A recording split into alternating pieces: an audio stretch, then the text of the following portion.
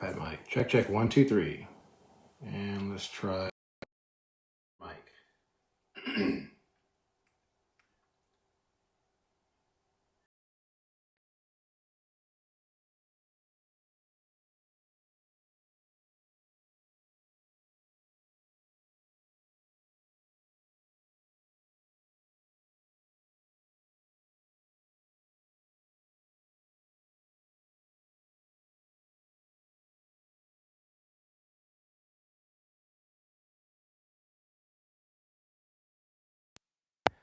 Check, check, 1, 2, 3, 4, 5. Mic check, 1, 2, 3. If you can hear this, good.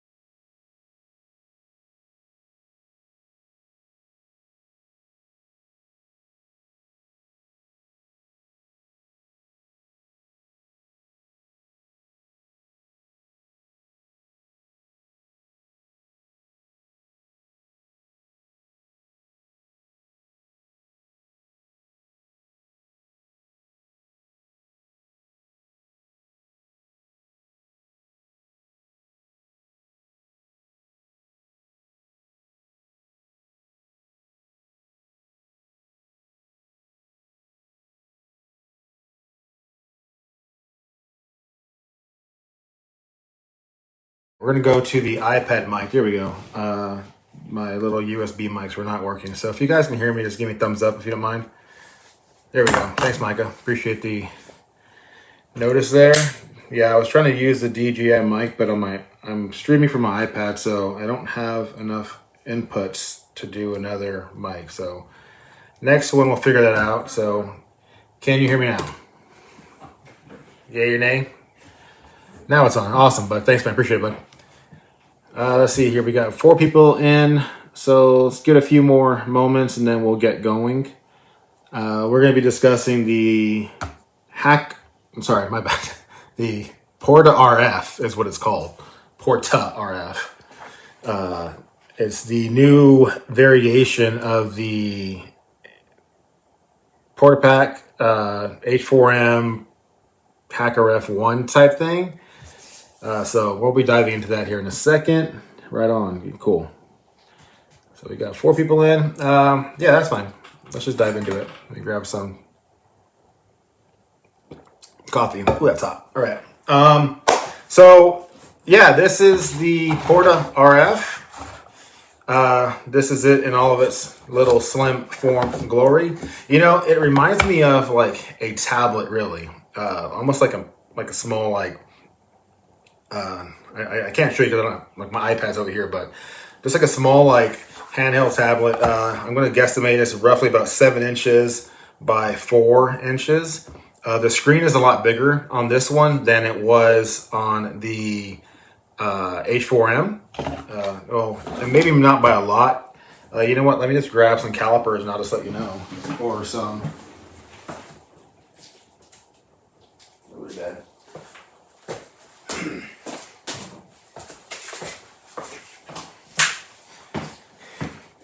And all this can be found too in the documentation. But let's see here. We're going to go to, did you buy it or sponsor? Mr. Blab Bluey. It was so before I measure it, full disclosure here, this was sent to me by OpenSourceSDR Labs. This is a beta version of what the actual unit will be. I believe the final revision will have a GPIO port somewhere here or on the back or on the side. I'm not 100% sure yet. Kind of how they added this little small GPIO port here on the H4M. If you guys got one right there. They're going to add something similar to that to the Porta RF. So yes, this was sent to me. They sent a few of these guys out to, I believe, Talking Sasquatch got one, Rocket God, and obviously Snoring already did his video on his. I know that Sasquatch and I just got ours because we're in the U.S., obviously, and tariffs and all that fun stuff, and shipping was delayed, so that is where we stand right now. But diving into the dimensions here, if you guys are interested in any of that, we are looking at 6 inches by 4 inches, and the H4M is 5 inches by roughly 3 and a half, 3 and a quarter, really. The screen on the Porta RF is going to be about 3 and a half by 2 and like 3/8 ish. So it's a little bit bigger screen there. The clarity is a lot brighter than the one from the H4M. Now, if you guys didn't see the kind of introduction video I did a few days ago, this is the box that they sent it in. It is not called the Hack PP. That was the original name. And a few guys were like, hey, in US terms, PP kind of isn't really like the best thing to call it. So we all kind of debated back and forth on a private chat about the name. We were hoping to get the Hack PP. I'm sorry, not Hack PP. We were hoping to get the Hack Pack. That's what it was. But unfortunately, Hack Pack was already taken. It was trademarked. And I believe it was taken with like hack and then space and then pack. But Hack Pack together was not. So hopefully down the line, maybe they'll rename it. I think Porta RF is okay. It kind of like plays off of the Porta Pack. And then obviously it's RF. But that's really it. Now, this right here, let me see if I can dim this down for you guys so you can see this a little bit better. Maybe right there. All right. This right here actually stands for AI firmware. So this does have an ESP32 chip built into it. The final revision will come in 2 versions. It'll come in a standard version, or it'll come with a AI MDK chip in it. Now the MDK chip, I did a short little video on like, I don't know, 6 or 7 months ago now. And that was the little kind of GPIO chip that goes on the side. That was an ESP32. And with that, you can do like things like GPS. You can do, I think they're going to try to do like a RFID sensor on one of them. They're going to try to do some infrared stuff. So they're trying to hopefully get it more like the Flipper Zero. If that really took off, I don't know. I haven't heard anything from it since, but with this revision, they're planning on building that ESP32 chip in, and they are going to offer the AI version of a ESP32 chip in one of these. Now, what that AI means is that they're hoping to develop kind of like a voice prompt. So you know how we can say like, "Hey Google" or "Hey Siri." If we say that prompt, then if you're if you're on an Android device or iOS device, then the AI function of that would kick in. Now they're hoping to do something similar like that to the Porta RF. It hasn't been fully like decided on if they're going to do it or not, but it's been discussed. And with that, you can say, "Hey, Porta RF, please open, the FM app, or you please open, the ADS-B app type thing." That's kind of like where that's going to go, or what they were thinking about is going to go to. So again, that's still being discussed. Let's see here. We'll go to the back here. The back does have two speakers there. It does say Hack PP still. Again, ignore that. It won't. It is not going to be called the Hack PP. It is called the Porta RF. Nothing on the side here. This side here. Get this back in focus for you guys. Somewhere about there-ish.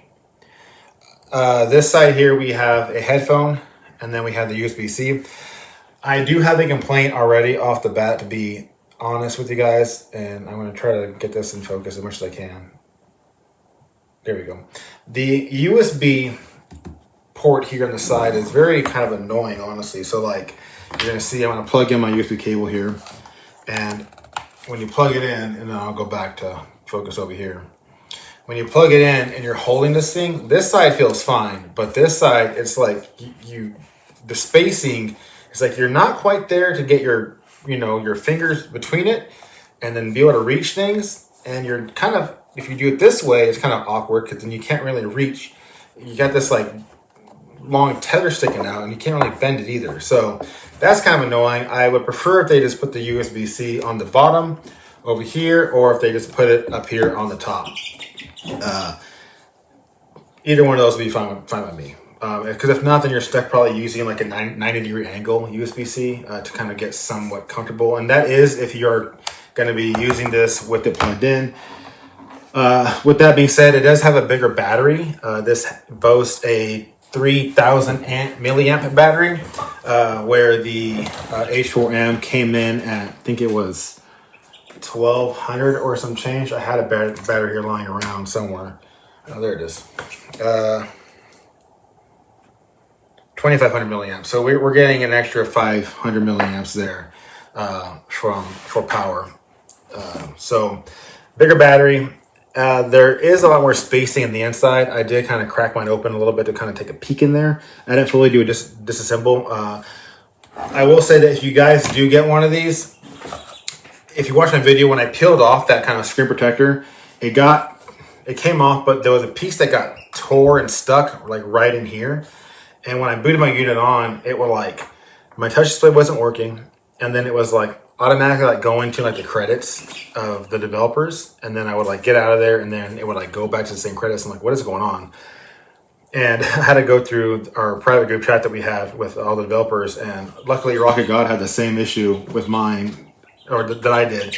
So I had to kind of crack it open, and there was a piece of plastic that was stuck in this corner, and it was just causing enough pressure on that sensor to kind of throw an error out. So it wasn't really like, it wasn't like touching, like it wasn't like reading my touch. So anyways, that's that. Going back to the kind of body of this thing, we have the DFU on the front now, and then we have the reset over here on the side. So that's a lot better than these up here on the H4M, which we had DFU and then reset. Let's see on the bottom here. Get this back in focus for you guys. Maybe about there. We still have a true disconnect on and off switch. So that means that whenever you go to charge it, you do need to have the unit in the on position. Otherwise it will not charge. Then we have our micro SD card there. We have our, what does that say? We have our 3V3 light. We have one V8. We have RF, USB, RX, and then TX right there. So kind of a similar lighting panel that we have on the H4M. Let's go back over here again.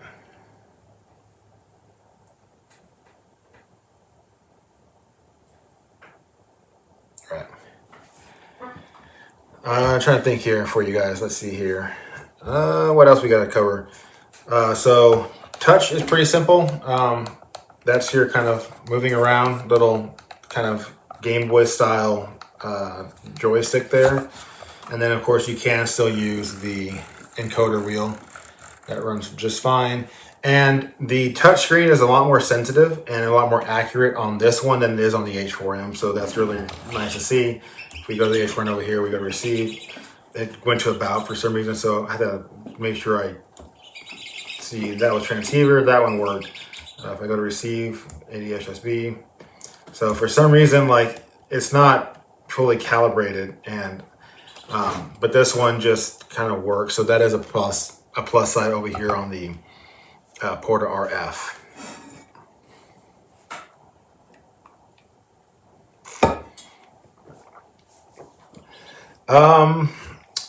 The antenna up here, or the SMA really, go ahead and boot this guy off. The SMA, there was an issue that I didn't like, and I already switched to the BNC, but even with this little lock washer on, or lock nut on up here, this is kind of loose. It kind of free spins underneath there.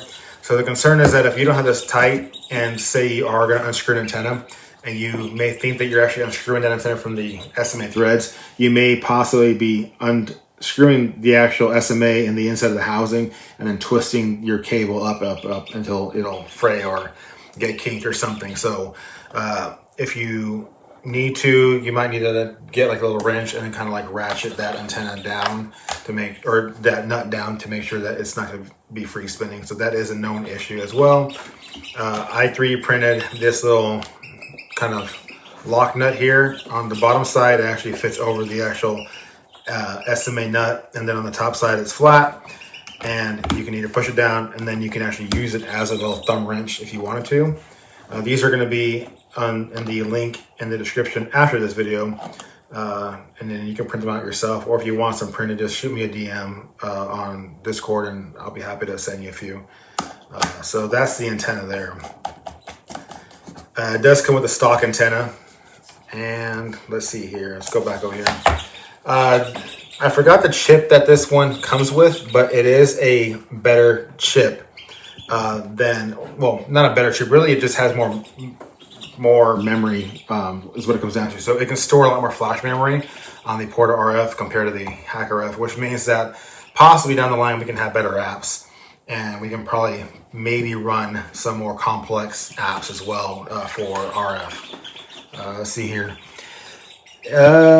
Alex, any chance the AI functionality could assist with signal identification? See, I really, really hope so. And that's kind of like what I was going for too. I had mentioned that to a friend of mine the other day. We were talking about AI and SDR platforms. And this is before I knew that this actually had AI on it. And like I said, it'd be cool to see a unit come out where I can say, you know, tune to X frequency or listen only for this type of frequency. And then it would listen. And then once it got a strong enough signal to break the squelch, it would then lock onto that frequency. So I think that there is some definite possibilities in there. This will have to come down to the guys over at Mayhem to see what they actually want to implement when it comes to that AI kind of version out there.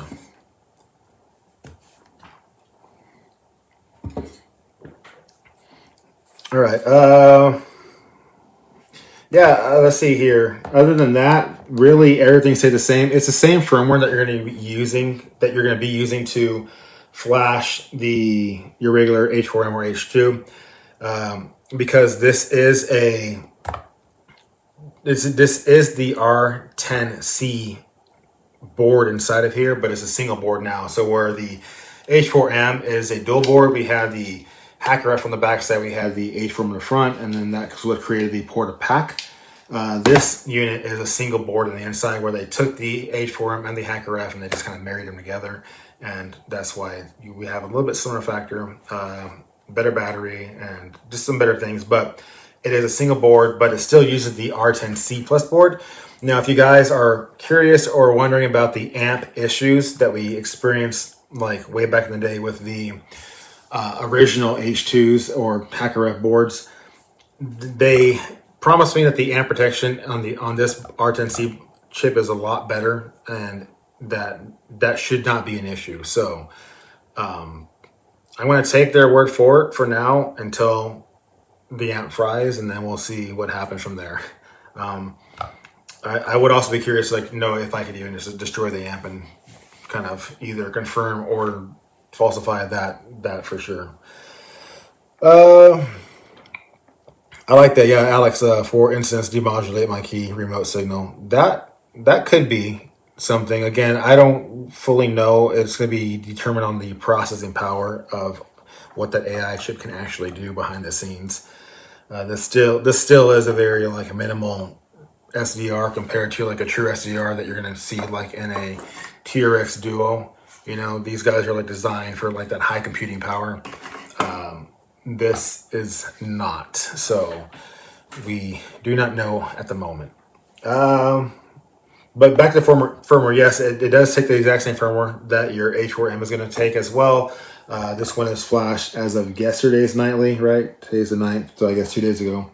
They are continually updating and working on things. I know that Rocket God today was working on some games in this. So if you go to games here, we do have Battleship, Breakout, Doom, Snake, Tetris, Pac-Man, and Space Invaders and such. So some of these games are still broken, but they are being worked on. Let's see here.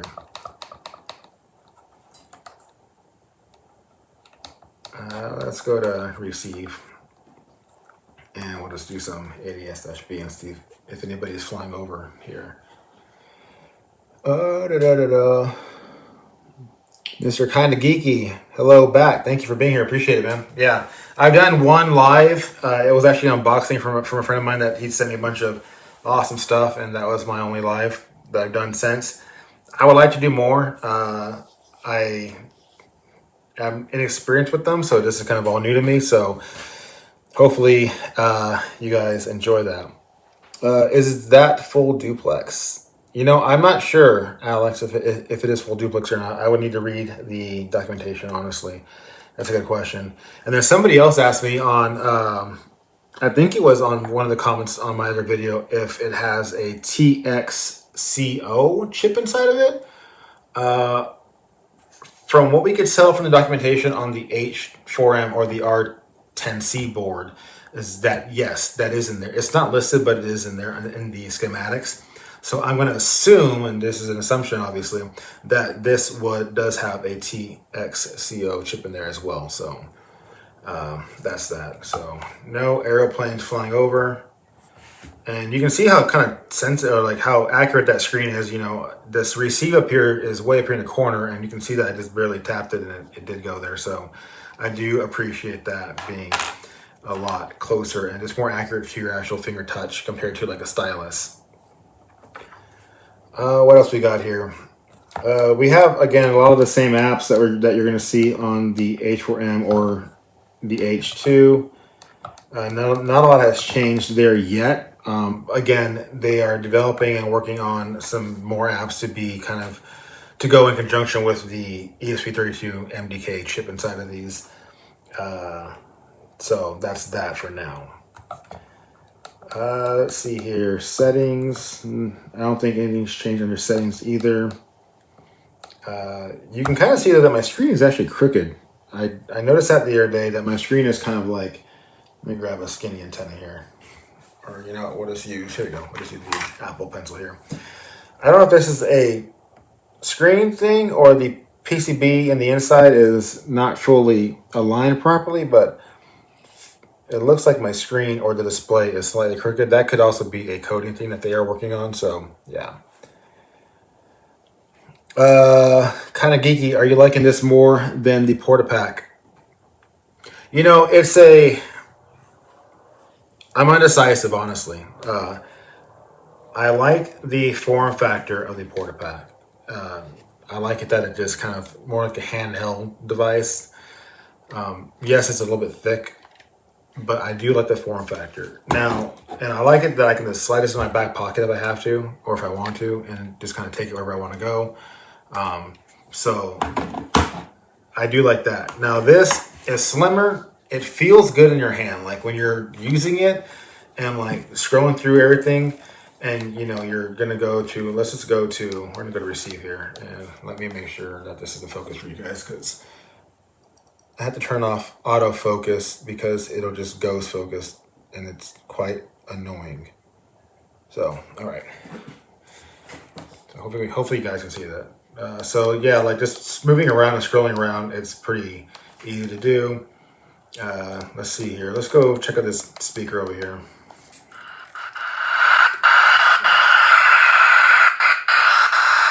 So that compared to the H4M, I can tell you is pretty loud as it is. It does have dual speakers again. And just that encoder wheel is a lot more easy to use. So I do enjoy that. I do enjoy this kind of ability to kind of move back and forth with the little joystick here. So, but I think I haven't had it long enough to fully say yay or nay if I like it more than the, get out of there. If I like it more than the actual port or the H4M, sorry. So ask me in like another month. Let's see here. All right. Would you buy a Porta RF if you already have a Porta pack? That's a good question.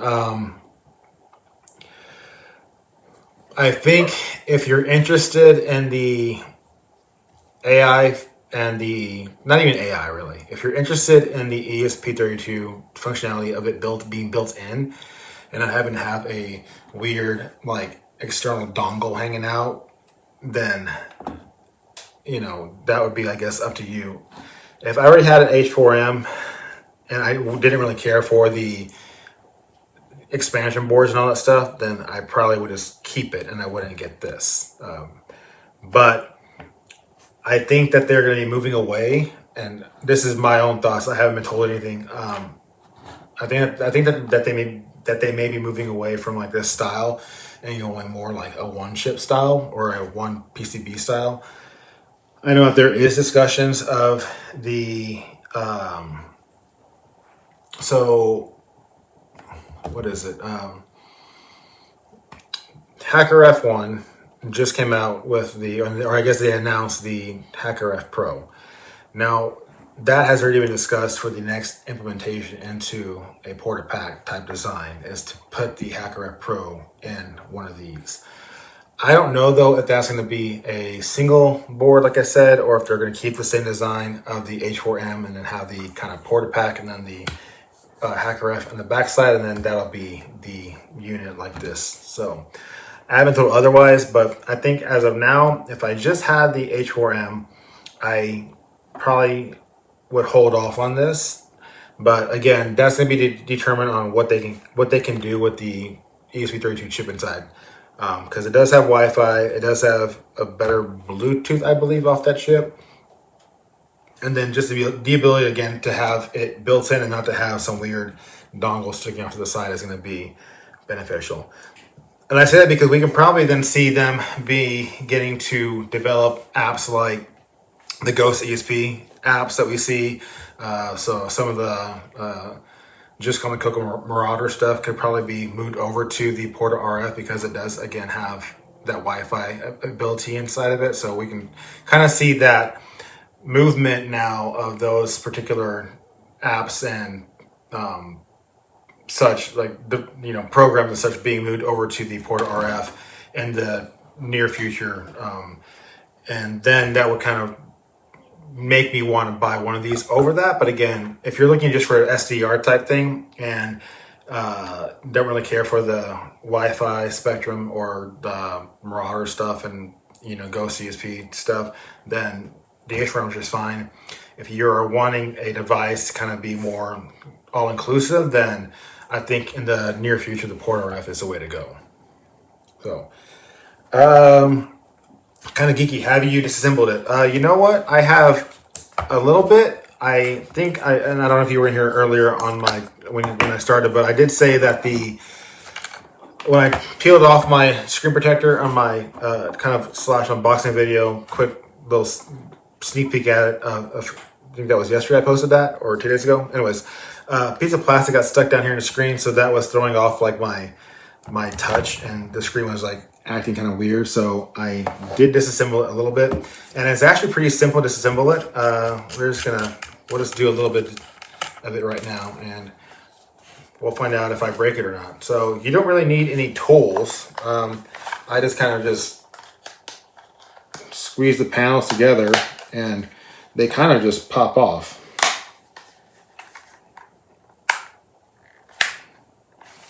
Hopefully.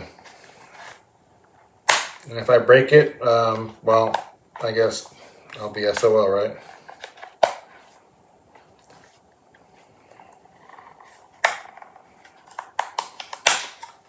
Here we go.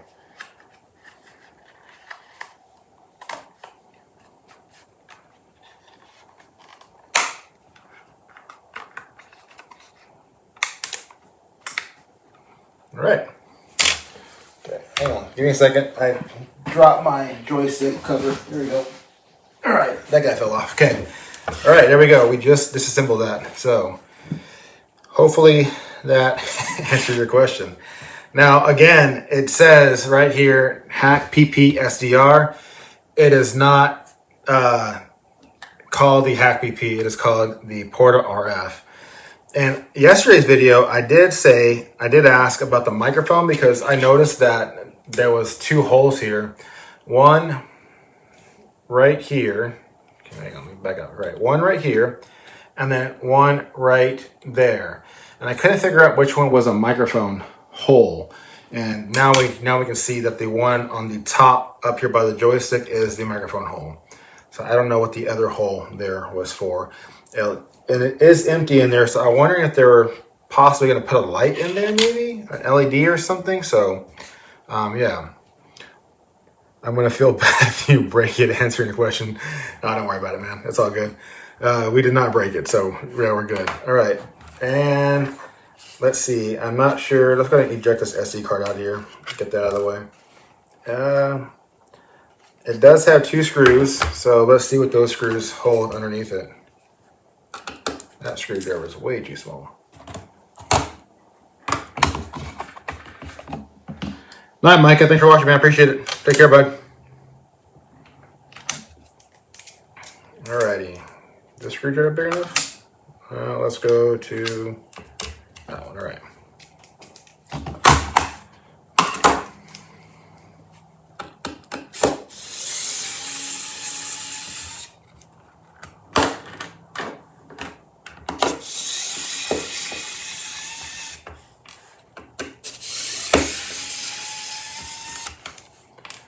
All right, let's just dump this stuff out. All right, there we go. Okay. Yeah, so see how I was saying earlier how this SMA antenna is kind of loose?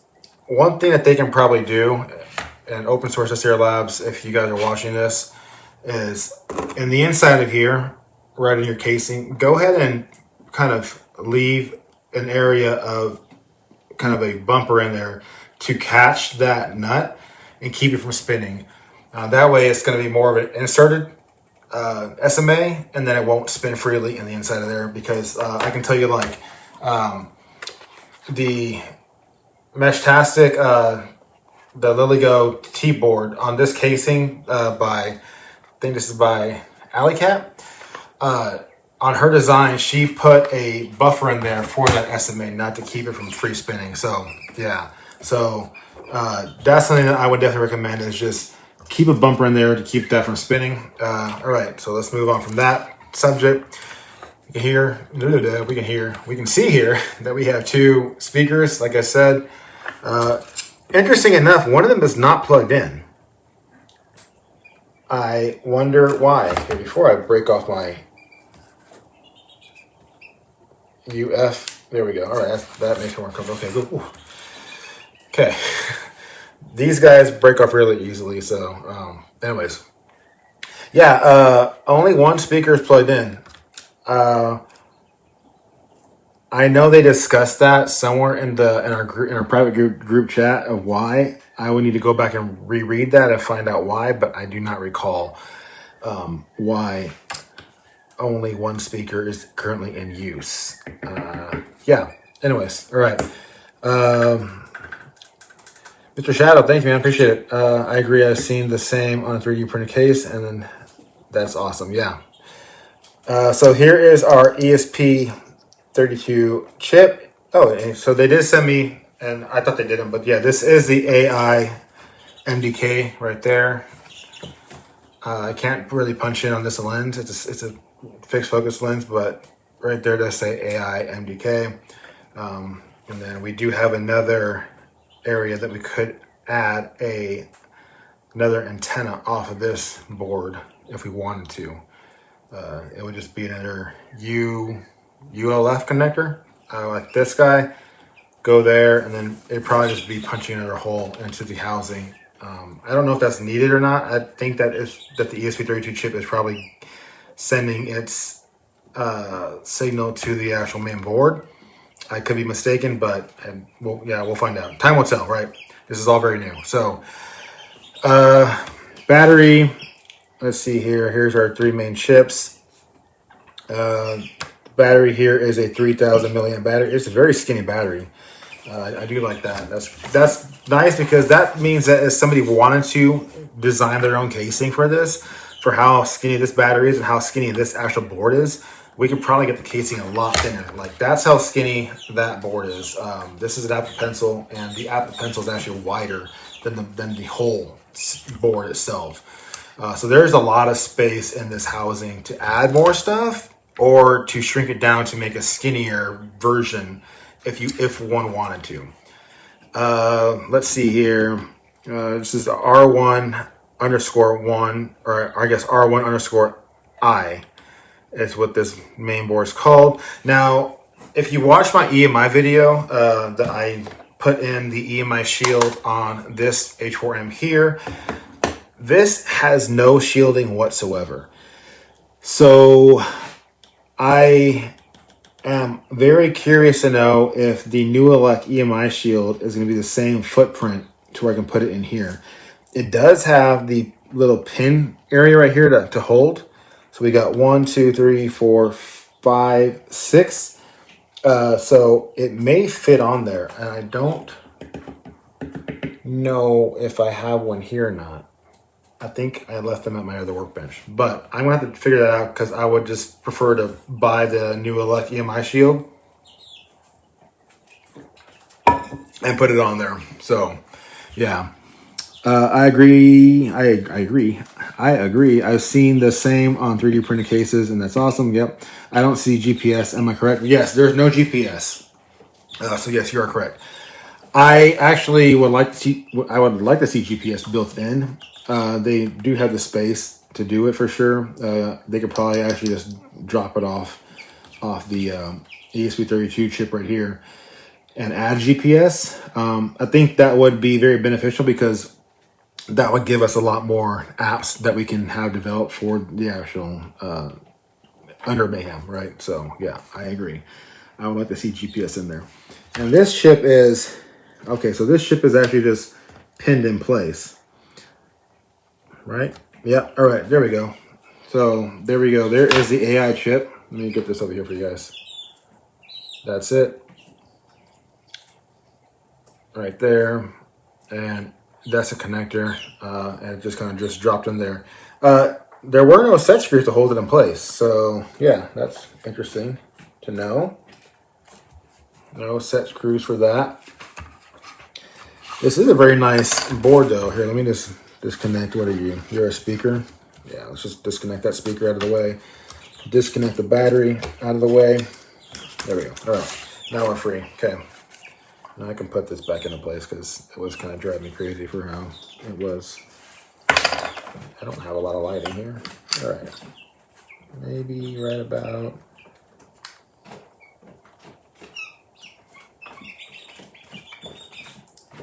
There we go. All right. That chip is back in place. Yeah, there's no screws holding that in place. I wonder why. Yeah. And again, this is a very beta version of this. But there you can see that is the Hacker F itself. And That's how thin it is. That's the back side. I guess I can put it that way for you guys. There we go. That's the back side. Or no, hang on. All right, that's right side up. My bad. All right, that's right side up. Okay, and yeah, it's nice, very nicely designed PCB there.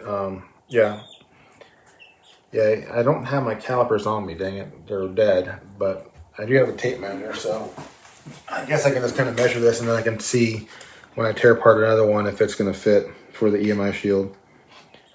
We're looking at roughly 2 inches, 2 1/8 inches for the EMI shield. So I don't know what the other one was. Again, I'll just measure my other one whenever I get back to the other workbench.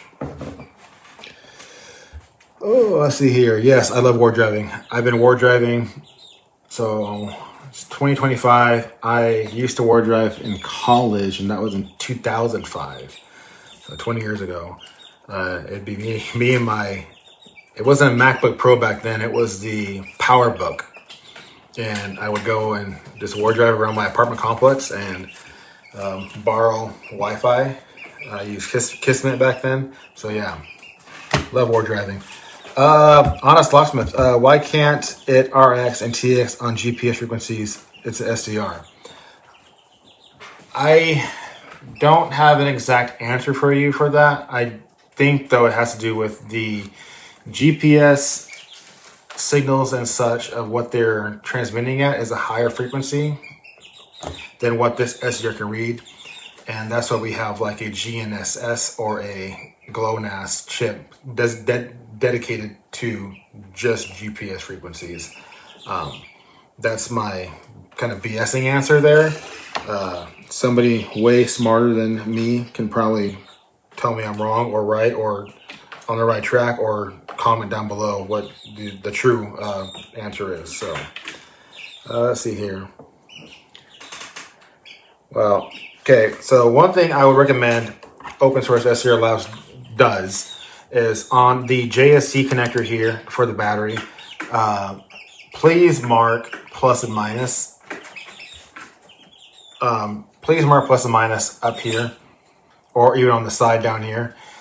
Without plus and minus, somebody's gonna fry their board. I just know it, because they're gonna grab a battery or unplug the battery like I just did, and then not look how it goes back in there, and then they're gonna plug it in, and they're just gonna plug it in the wrong way, and then they're gonna release the magic smoke. So yeah, definitely recommend putting your actual polarity labels on the board there. So yeah, all right. And is this battery glued in place? It is. All right, that's a pain. All right, we're gonna get this battery plugged back in. Hopefully the right way. If not, then we're gonna release the magic smoke. There we go. All right. Did not like that one bit. All right, and then this speaker was way up here, and again, I don't know why we only have one speaker connected. So, whatever. Okay, there's that. Uh-oh. Did my camera die? 1 second. Camera died. Needs power.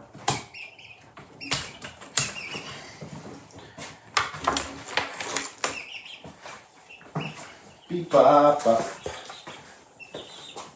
All right.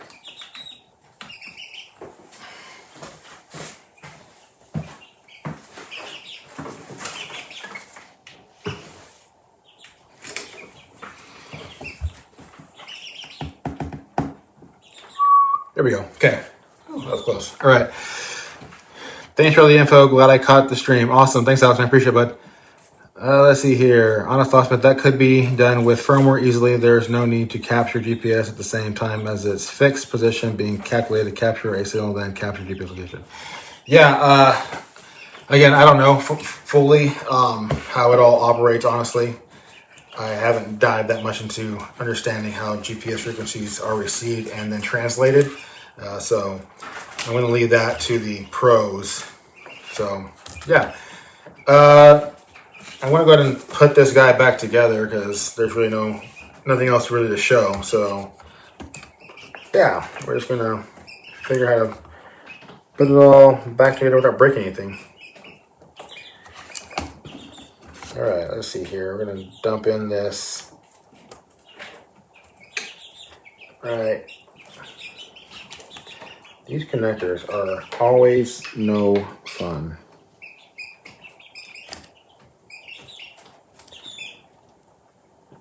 All right, there we go. And then just tuck all that back in there like such.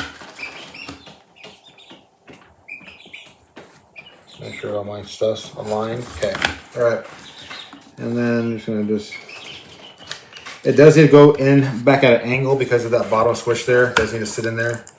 So just be aware of that if you decide to disassemble your unit. All right. I guess I should probably make sure that it turns on again, right? Uh-oh. We got no power. Something's not right. Oh, there we go. Okay, we're safe. Woo. I thought I broke it. All right. Screws. All right. Honest thoughts, but yeah, you aren't wrong, but GPS is cheap and leaves the radio to scan faster. Why not separate it? Gotcha. All right. Good to know. Thank you. Oh no, screw. All right. Let's see.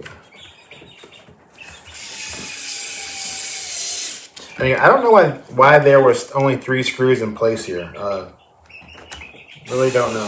Not that I really care either. So it's interesting that there's only 3 screws compared to the 4 that it shows it could have. And yeah, this bottom area doesn't actually, this right here, it actually doesn't have a spot for another screw. There's no threading in there, so maybe that's why. And again, this is a very beta version. I believe, like I said at the beginning of the video, even the shell is very beta. So beta. So yeah, all right. Let's go ahead and drop on my little doohickey here. And then I can just put this back together. Maybe.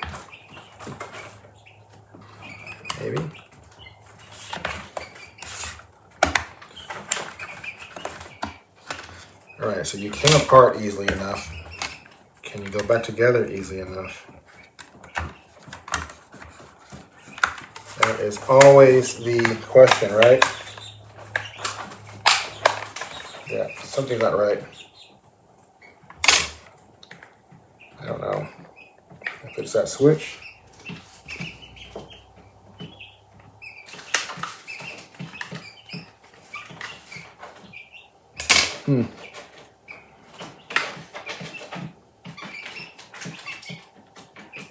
You go on a certain way.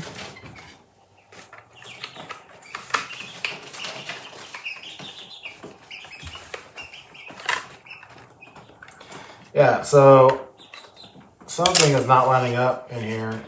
It looks like the little button for the switch is too high now. So, oh. But everything else lined up, so I don't know. Maybe I'm just doing it wrong. Oh, you know why? I'm an idiot. That red button goes on the outside, so yeah, that's why. All right, that makes sense. The little red button clips on the outside. Okay. Don't worry, we're saved. There.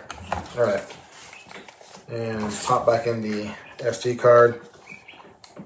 Another thing, the SD card goes in really easily on these compared to the H4Ms, where you have to kind of like get like a knife or tweezers, stick it in there, and then eject it as such. So, yeah, that's kind of easy to get in and out there for the SD card. SD card.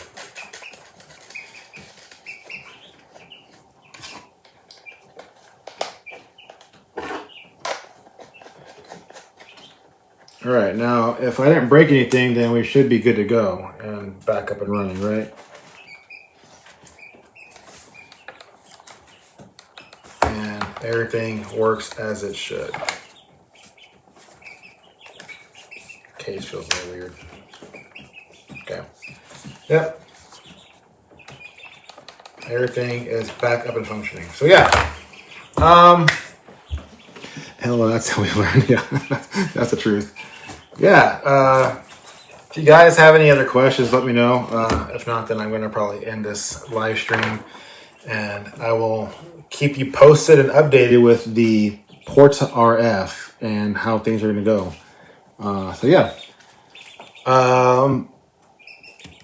Off topic, but if anybody has a Ray Hunter, I'm running, I forgot the firmware, but I'm running whatever current firmware is out there. And for the past 3 to 4 nights, like between 8 p.m. my time to like 11 p.m., I do get an actual red indicator that there is a catcher or a stingray being operated somewhere in the vicinity. But that red line stays on all day until like in the morning when I wake up and I check it. I'm like, oh, that red line's still on. But if I reboot it, the red line goes away. So I don't know if that's like a glitch, like where it's maybe receiving a possible scenario like where something is being used to catch ISME frequencies and such, and then it's just like locking out and it's not returning to red. I don't know, but yeah, just let me know if you guys have a Ray Hunter and you're running the same firmware that I am, which is the latest as of today being the 9th of October. So yeah.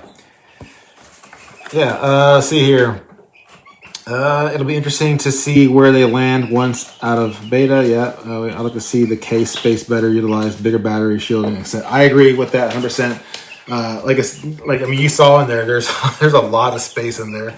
There's a lot of space where we could have, if we needed to, for some reason, to have GPS. They could definitely put GPS in there.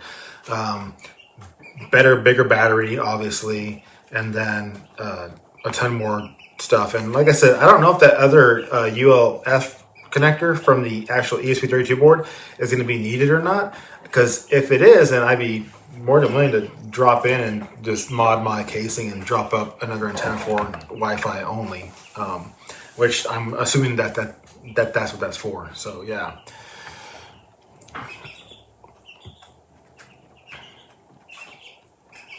Did you see EFF's report where they said they didn't see anything around protests? Really? I would find that hard to believe, very hard to believe that there was nothing being captured around protests, especially here in the US or the UK. Like, I call BS on that. So, I don't know. That's interesting. Yeah. Yeah, it has been pretty cool. The Ray Hunter. On my Discord I have an area Ray Hunter and Sims for SIM cards. Just kind of helping people figure out like what kind of SIM card they can get. I am using a hologram IoT SIM card. It's like $5 for the startup, and I think like $1 a month. And I went with like the lowest data plan, which is like 56 megs. Because I can't imagine it sending out enough data to ever go over that for a month. So that's one option. But I haven't received any notifications, so that's weird. I do have my area set up properly from what I can tell, and then to my phone, but whenever it does go red, I'm not receiving any notification. So it might be a firmware issue going on behind the scenes there. Yeah. Let's see what else. Anybody have any questions? Anything that you want to add? And if you are looking for a used H4M H4M, and this is going to be stock. I do have a few. I am a authorized reseller for OpenSourceSDR Labs. This is going to be for like open box stuff that people either got and they didn't like, or they thought it could do something different than what they wanted it to do, so then they returned it. Now, instead of it going back to China, it comes to me, and then I resell it for OpenSourceSDR Labs, and then they get the money, and I get a slight profit in full disclosure. But if anybody is looking for an H4M, I do have one available, right? Yeah, because one of these is an older one, yeah. So as of right now, I do have one H4M available. If anybody is in need of one, join my Discord. There will be a link at the end of this video that I'll have to post. It's also in my YouTube channel description. And then there's an area called Swap under my Discord, and then that's usually where I post what I have for sale, and then other people are welcome to post things there as well. So yeah. Yeah, I think that's it for tonight, guys. I appreciate you guys tuning in and watching and catching up on this. Again, if you have any questions about the Porta RF, feel free to reach out in the comments down below or on my Discord. And I thank all of you for your time as always. You guys are amazing, and I really, really appreciate your support. And yeah, y'all have a great night, and